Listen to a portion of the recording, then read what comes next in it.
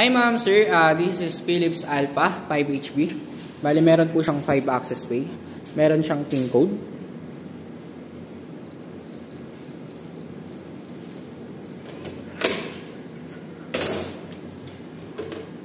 Pwede nyo na rin po siyang gamitan ng RFID.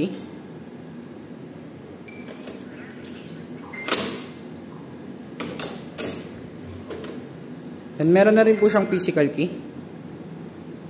Dito naman po sinasaksak yung physical key niya sa pinakailalim naman po ng handle po niya.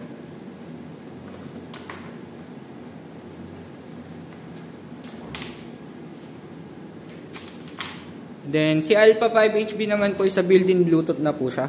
So, pwede nyo po siyang i-connect through application via Bluetooth po. Within 10 to 15 meters naman po yung pinaka-access nyo po sa kanya. So, pwede nyo siyang i-unlock using application.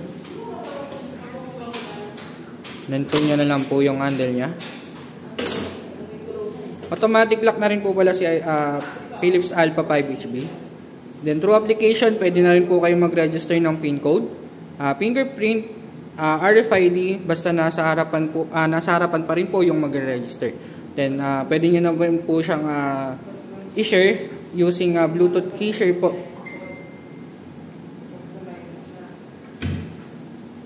Then, upgradable to gateway naman po si Philips Alpha. So, from Bluetooth to Wi-Fi naman po yung magiging connection po niya.